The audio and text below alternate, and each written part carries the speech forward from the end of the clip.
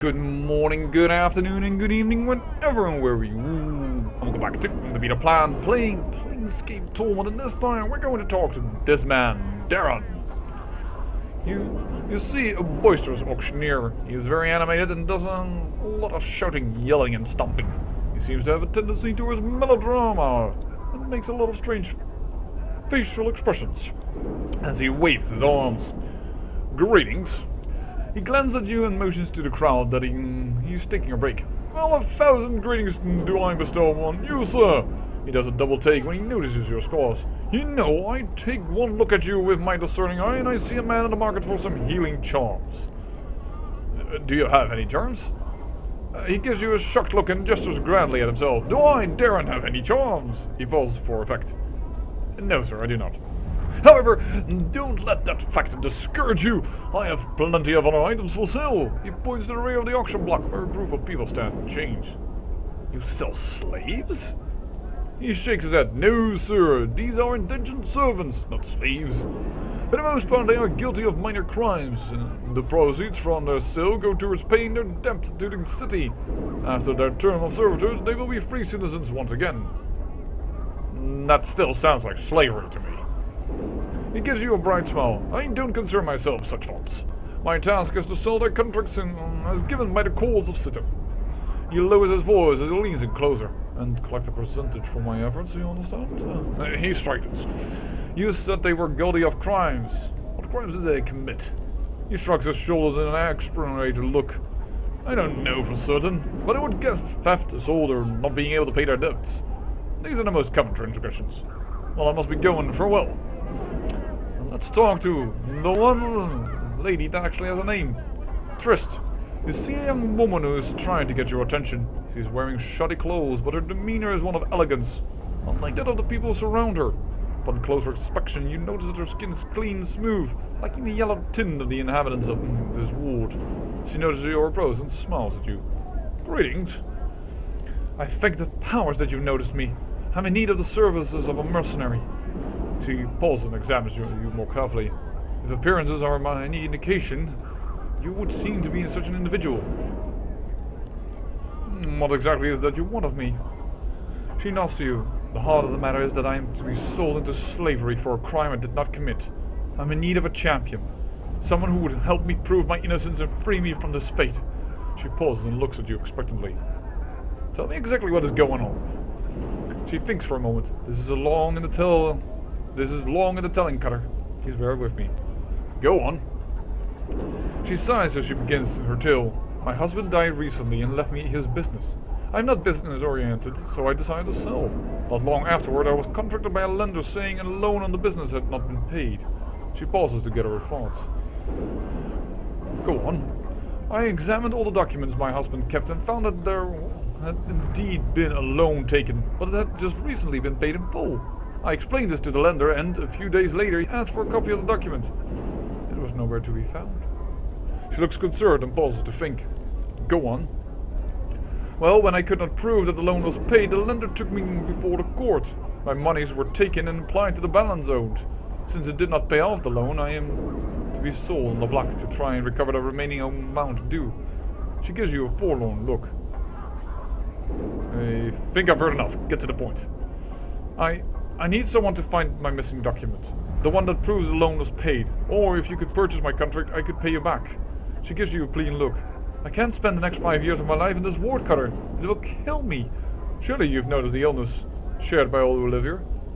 Yes, that yellow skin and coughing. She nods her head. Yes, Cutter. Please, can you find it in your heart to help me? She looks at you nervously. Please.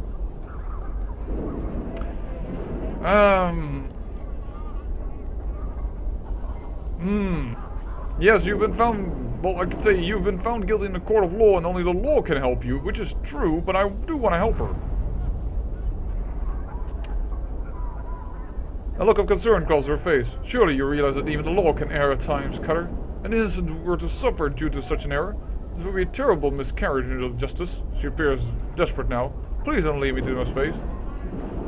Well, if it is an injustice, then it's not proper by the law. Of course. Yes, I'll help you. By the way, I actually didn't click that a little bit by accident. But, obey the law! Who is that up here? Judge Dredd. She nods her head eagerly. Ask anything, Cutter. What was the lender's name? I know his name well, Cutter. After all I've been through, I will never likely forget it. She gets a faraway look and then shudders for a moment. Byron Pickett is his name. She pauses for a moment, and his associates may be someone named Lenny. Who's this Lenny?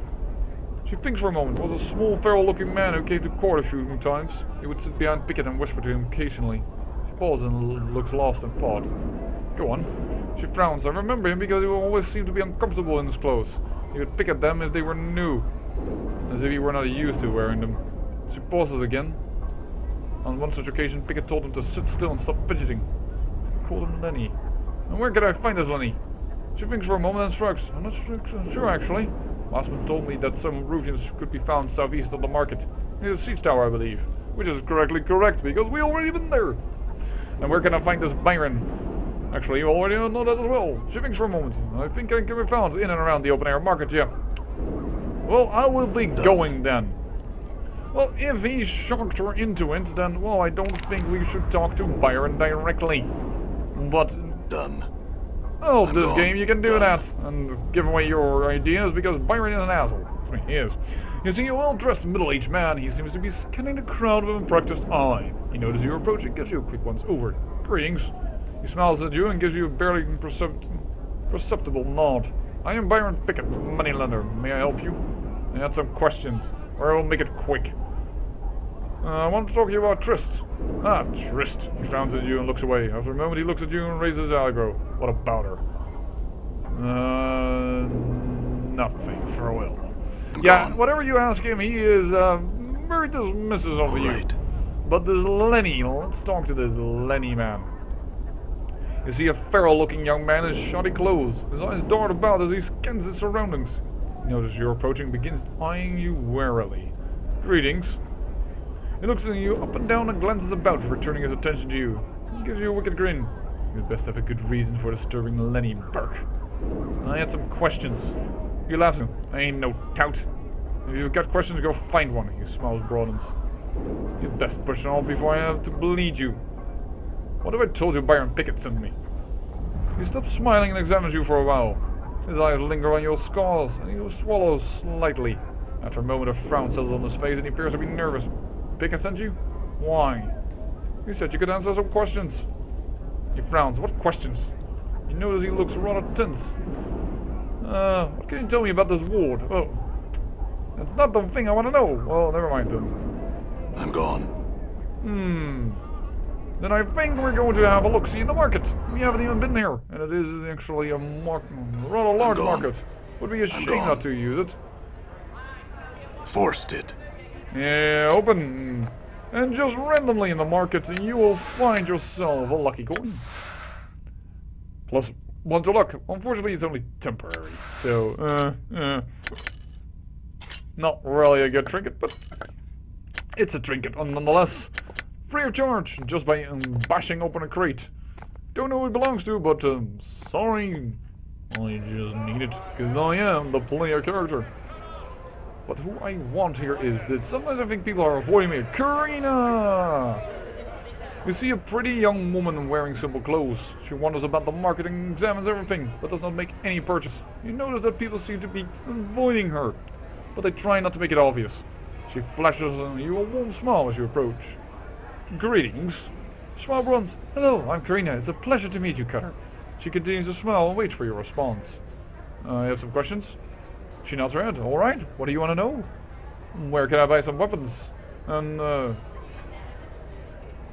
are you a warrior? How silly of me. Of course you are. I mean, how could you not be with all those scars? Oh, I'm sorry. I shouldn't mention those.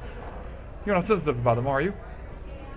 Well, I should put it to it all. She smiles and points into one of the counters.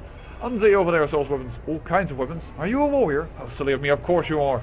I mean, how could you not be with all those scars? Oh, I'm sorry. I shouldn't mention those. You're not sensitive about them, are you? No, I've gotten used to them. She looks relieved. Oh, good. I didn't really mean to hurt your feelings, or anyone else for that matter. You just have to be careful what you say to someone, you know? I mean, people are different, and you never know. What may offend one person may not offend another, so... Anyway, she pauses for a breath and smiles at you. Where can I buy magic? Because you do seem to be very knowledgeable. He smiles and points at one of the counters. Alec over there sells magic things. Are you a mage? You don't look like one, but I guess looks can be rather deceiving. I don't know what a mage really looks like, now that I think about it. Do you? Yes, and they wear robes with funny symbols and pointy hat. Really? That's good to know. I mean, mages scare me, so I want to know how they look like. I guess that's all the power they have. They can do really incredible things and all, but you don't know what they look like. Warriors and priests and you know, other powerful people just look powerful with all that stuff they carry around. That says they are powerful people, but not mages. She pauses. I had some other questions. She nods her head. Alright, what do you want to know? You, really like to talk, don't you? In a bit of an awkward way at times. She shuffles her feet and looks embarrassed. Well, I've been told that I probably talk a bit too much. Shouldn't you talk to Hamris? And well, people tend to avoid me. I don't really have any friends or male friends courting me. Sometimes I get lonely. Her voice gets lower and lower until she's finally silent. She stares at the ground at her feet. I don't think you're a bad person, Karina. I happen to like you. Updated my journal. She gives a hopeful look. Really? Thank you so much. I don't even know your name. I don't remember my name. She frowns, starts to say something, then thinks better of it. She shrugs her shoulders. What's in a name? It's just nice to know I have a friend. She smiles. Farewell, Karina. But there is another man we need to talk to. Corvus. You see a tall man in plate armor. The armor is of an unusual construction with spikes. Well, not actually unusual. They're all very common if you're just a member of the Harmonium. The armor is of an unusual construction with spikes flaring from the shoulders, elbows, and forearms. He nods at your approach, but then his eyes wander around the market. Good day, citizen. I am Guard Corvus. Greetings. How may I help you, citizen? He gives you a friendly look, but glances over your shoulder. I had some questions. He nods to you. I will help you if I can, citizen. He looks at the market expectantly. Do you know someone named Lenny?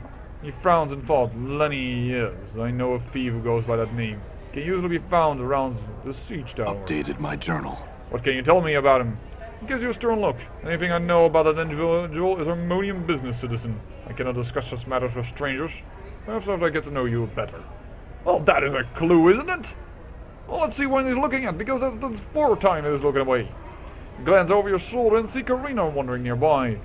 Corvus seems to have his eyes locked on her as she wanders about. Her name is Karina, my man. He snaps his attention back to you. I beg your pardon. You know her, citizen. He looks at you. That's Karina again. Voice of an angel and such a pretty young thing. Yes, and she's also lonely. I'm certain she would welcome the company of a gentleman. Updated my journal. He glances at you, then back at Karina. Excuse me a moment, citizens. He steps around you and heads towards Karina. Oh, alright, I'll wait just here, you know, when you go courting and buying her a drink. Hey! Hey, I had a... Oh, good, luckily, it's a game. He's right back. Corvus returns to you and is smiling brightly. Thank you, friend. A wonderful young lady. He looks a little glazy-eyed. Are you okay? I had some questions, by the way, about Lenny. Can you remember that conversation? Well, officially I know nothing. He pauses for a moment before answering. Unofficially, he is a thief and a good one. A master, I would say. Although he's a thief, he seems to have some ethics. He has never been suspected of assault or murder. He has managed to avoid the law on numerous occasions. He pauses. Anything else? My journal. Yes, I wouldn't be afraid to turn my back to Lenny. There are a few people I can say that about, but Lenny is one of them, he shrugs. And his old friend. I had some questions then. Do you also know Byron Pickett? He frowns and nods his head. Yes, I'm familiar with Byron. What can you tell me about him? Updated my journal. Officially nothing. He pauses for a moment before answering. Unofficially, he is suspected of being behind most of the criminal activity here at the market. We believe him to be responsible for the murder of the merchant named Zach. His list of suspected crimes is quite long. He pauses. Anything else? Updated my journal. Yes, I would not turn my back to him, and I would not think twice about him being anywhere alone with him, he shrugs. That's all, my friend. Well, you clearly divided the world into people you can turn your back to and people you can't turn your back to, but... Well, let's talk again to Lenny. Alright. Now that we know a little bit more about him. I had some questions. Well, hello again, Burke. So what do I owe the pleasure? Oh, I had some questions. What have I told you that Byron Pickett sent me?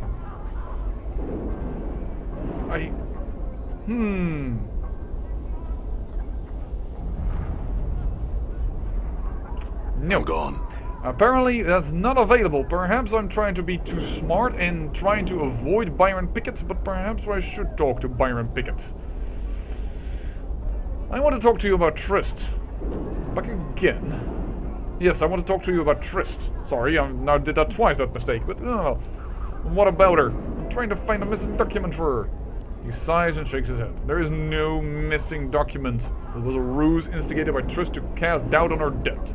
This matter has been thoroughly investigated by the Mercy Killers, and they have found no evidence of such a document. The Mercy Killers? Yes, a faction of fanatics dedicated to uncovering the truth in criminal cases and handing out justice. They are often used as investigators by the Court of Sigil. They are quite thorough, and they found nothing. He glares at you. They could have missed something. That is a possibility, but not very likely. You're obviously not familiar with the Mercy Killers or the methods for you to make such a statement. If they could not find the document, then it does not exist. He looks at you angrily. Someone could have stolen the document and then destroyed it. That way the loan would be played twice. My journal. For a moment he looks as if he's about to be furious with you. Then a gloating smile crosses his face. What a terrible thought. Pity that there was no proof of such an activity. He continues to smile at you. Yes, a pity. So tell me, we have some Trist sold into slavery. Couldn't she pay your money in form of a loan? No. That is the money way out. I'm not gonna do the money way out. I thought I couldn't even remember this response. I like it. It's been long enough that I can't remember everything of the game anymore. That's good. Otherwise, just playing the same story. And normally I like new stories, but this story grabs me enough to come back again and again and again. But always with a good pause in between. I think the last time it was played, 3 years ago. I don't know, something like that. Perhaps even longer. Anyways, let's get... Well, if any proof does exist, I intend to find it. Updated my journal. He laughs at you. Well, good luck to you then. The Mercy Killers couldn't help poor Trist, and I don't think you have a chance in the 9 hells of doing so. My bucket sod. He turns away from you. Well, let's talk to Lenny now. Because apparently we needed that 1000 experience to get the thought while talking to Byron before we could suggest this to Lenny, the Master Thief.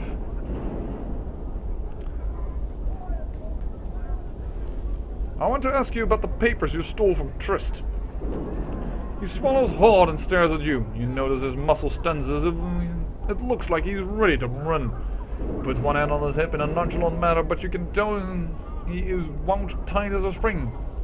I don't know what you're talking about, Burke. You must be off. Smile wickedly. You know what I'm talking about, Lenny. Byron had you steal some papers from Trist. I'm here to collect them.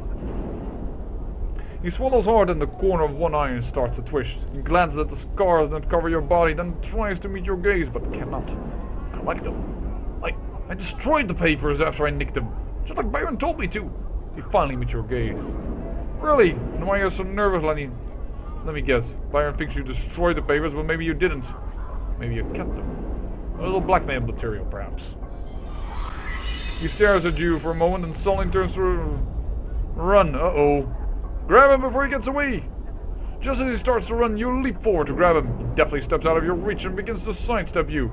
Seeing your quarry about to escape, you make another, more desperate lunge at him. You fail to grab him, but you do manage to bump him into him hard, knocking him off balance. And this is because we just don't have a lot of dexterity. The effort's full in his escape. Alright, then destroy them. I'll give them to you. Just let me go. Why did you keep them, Lenny? Blackmail, I assume? He snorts and gives you a defiant look. I kept them so I could turn stag on your boss Pickett and keep Trist off the block. He shakes his head. Blackmail my arse. Turn stag? Yes, turn stag. He looks at you for a moment until he realizes you don't know what it means. It means I was going to turn him in, betray him to the harmonium. Why turn stag him in? He looks at you with some pride. Maybe a fee, but I do have some standards. I won't kill some poor sod, and I won't do what Pickett did to Trist and her husband. He shakes his head and looks away. I told your boss that what he was doing was wrong, and he laughed at me. Oh, made it way. Pickett is not my boss. He stares at you in disbelief. You're serious? I thought... But you said... He watches you closely for a moment and then laughs. You gave me the peel so I'd spill the John to you. He shakes his head and looks at you with respect. Good job, Cutter. Let's go get the papers, Lenny. He shakes his head sadly. We can't. They're in the warehouse and they're not open for business right now. Rumor has there's some sort of management changes going on, but I don't know if that's true. In any case, I can't get the papers. He looks at you sheepishly. That's why I haven't helped Trist myself, Cutter. I can't get the sodding papers. Well, I'll look into this and get the papers myself then. He smiles at you. Go to the warehouse and tell the clerk I'm here for a loan, and they'll give you Trist's papers. If you then tell him I gave a laugh, they'll give you a bonus. But you just said you couldn't get them. You just said there were problems. Why you're now giving me the code words to get it? And what bonus? He laughs. Evidence, Cutter. It will pick it out the streets for a long time if you give it to the right person. He thinks for a moment. If there's someone in the Harmonium you think you can trust, give it to them. Alright? Updated my journal. Farewell. It's strange that you can't get the papers, but you told me exactly what type of thing I need to do. But perhaps I need to solve the problem before we can talk to him about it. Well, here we are. I'm gone. A vault of the Ninth World. I wonder what happened to the other 8. Welcome to the vault of the Ninth World. How may I serve you on this fine day, Sigillian? What are you? I am the voice of the vault of the Ninth World. I am here to serve you, the customer. Instruct me in what you desire. What is this place called the Vault of the Ninth World? Frankly, I have no idea. I think the owners thought it would be a clever name or something. Oh, I like to claim something. And what is that you were looking for? I was looking for a large bag of coins. We have a bag of coins like that one you described, sir. I just need to find out one thing from you. How much was in it? You know what? Somehow this guess feels right. 1,123 coins?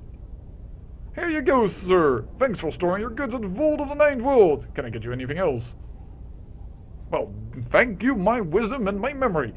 Really, if you don't have enough wisdom, you can't pull that trick off. I'd like to claim something? Yeah, I was told you that I gave Pickett the laugh. I certainly hope so, sir. Whatever that means. I'm just a big dumb rockhead. Here are your papers, sir, and here, thank you. What can I do for you? I had some questions, actually. Is this place really as big as the world? No, it's just a marketing exaggeration. I still don't pronounce it correctly. Okay, you know what? Just cross this world out. He is stating a hyperbole. Voila. There's a lot of space here, but not that much. Oh, well, farewell, and we at the Vault of the Ninth World value your business. Please return. Yeah, I'll bet. Not gonna return. No, I once wanted in. Alright. We might return there once. I shouldn't tell you yet why or what have you. The first thing we're going to do is go back into the market.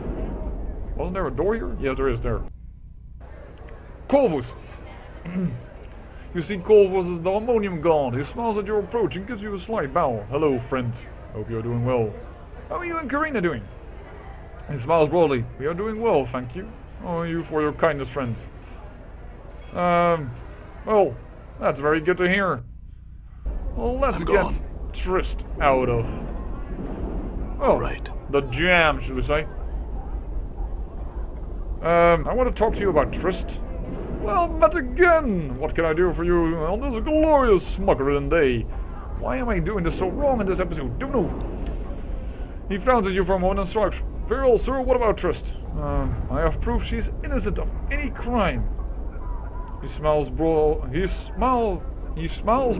then laughs. Very well, show me this evidence. He holds his hand out to you. I, without a smile on my face, slowly but surely hand him a document as his eyes grow bigger. He opens the document and quickly scans its contents. After a moment he sighs and folds the document and puts it aside his shirt. Seems to court old Lady Trist an apology, sir. From this moment she is free and I will make all the arrangements to have her stature and property returned to her. Thank you, Darren. Updated my journal. No, thank you. It's a rare individual who will do what you have done. He bows to you. Excuse me, I must speak with Lady Trist. Farewell. He begins walking towards Trist.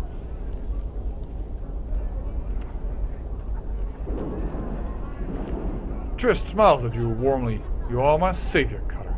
I will be forever in your debt. I was happy to help you, Trist. Thank you, Cutter. She glances about and then pauses to think for a moment. You have saved me a certain death, Cutter. A slow, painful death. She frowns as she thinks. Please wait here. I shall return shortly. She turns and walks away. All right, Trist. You see Trist approaching. She smiles and waves at you. Hello again, Cutter. Thank you for waiting. She looks about for a moment and removes a purse from the fold of her dress. With the document you have provided, the court will restore my stature and finances. This is not much, but it is well-deserved reward for what you have done. She hands you the purse. Thank you, Trist. That's $1,000. I think that's good. She smiles. No, I thank you. Farewell, Cutter. Oh, farewell. And then we will talk to Corvus, because we still have the evidence to put Pickett behind the bars. Oh, I had some questions. About Byron Pickett. Yes, I am familiar with Byron. I have evidence that proves he is involved in criminal acts here in Sigil. He looks at you with interest. Ooh, may I see this evidence? Of course, give him the papers. My journal. He examines the papers thoroughly, then folds them and puts them away. He nods to you and smiles. Excellent work, citizen. These documents are quite detailed in their content. I personally will see to it that Byron Pickett is taken before the courts. He salutes you and then turns to leave. I shall return shortly. Alright. He soon returns and smiles at you. The deed is done. Pickett has been removed from the streets. The evidence has been presented to the court and soon he will stand trial. He gives you a slight bow. Once again, I thank you. Thank you. I must be going now. Farewell. Well, with that, we have done quite a bit, I would say, here in the ward. But there's one little thing that we haven't done yet, but that, of course, is for next episode. I'm sure you will saw that one coming. So, I say I thank you for watching, and remember, great peril yields great beauty.